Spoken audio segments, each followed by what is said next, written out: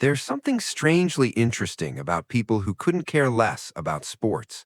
While thousands of people are screaming at a screen, they're sitting there thinking, wait, why is everyone so emotionally invested in this?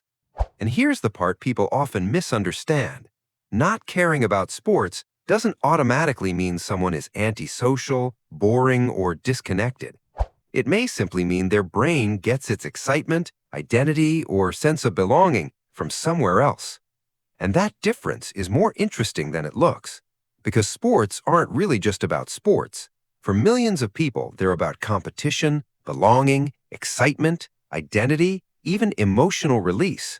A match can make someone feel alive, but someone who doesn't care about sports may get that exact feeling from a book, music, creating something, gaming, work, travel, or simply being alone.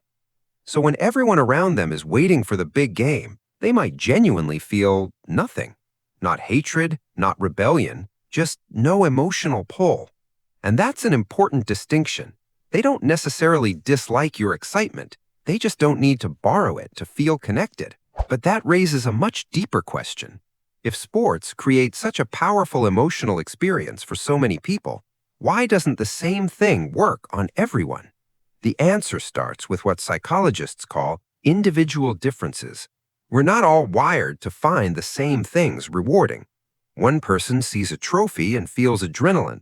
Another sees a book, a song, or a new idea and gets the exact same internal spark. Think about it. You can put two people in the exact same room, give them the exact same experience, and their brains can assign completely different meaning to it. For one person, the excitement is watching someone win. For another, it's getting lost inside a song for 3 hours. So people who aren't interested in sports aren't missing excitement. Their attention may simply be invested somewhere else. But then something interesting happens socially. Someone hands them a jersey, starts talking about the match, and expects them to care. And they might sit there politely thinking, I genuinely like you, I just have absolutely no idea what you're talking about. This is where personality and identity enter the picture. Some people build a strong part of their identity around group experiences. Others build identity around individual interests. Their sense of self comes less from belonging to the crowd and more from discovering what personally matters to them. That doesn't make one person better than the other. It simply means they may experience belonging differently. And there's another reason some people don't obsess over sports. They don't experience the same need to track every external competition. Their brain might naturally ask, what am I building, instead of who won?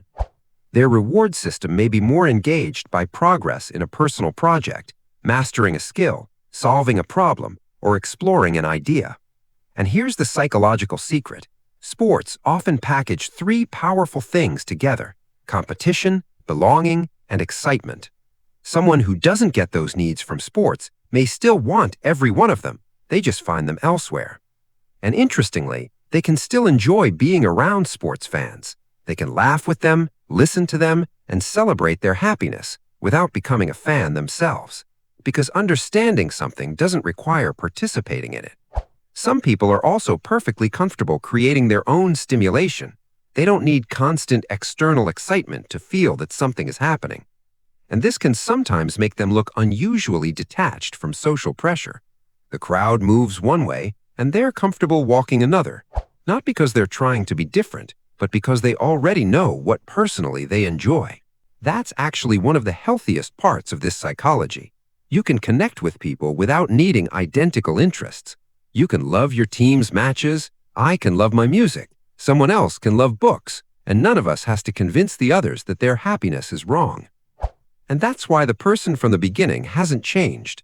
The match is still happening, the crowd is still screaming, but now we understand something important. His calmness isn't necessarily emptiness. He's simply emotionally invested somewhere else. Maybe that's the real lesson. Human beings don't need the same source of meaning to experience a meaningful life. Some people find themselves in competition, some in creativity, some in relationships, some in solitude, and some genuinely find joy in watching a match on a Sunday afternoon. So if you don't care about sports, you're probably not missing some secret ingredient to being human. And if you love sports, that's not shallow either. The deeper truth is simpler. We all have different doors into the same human need to feel alive, connected, and absorbed in something that matters to us.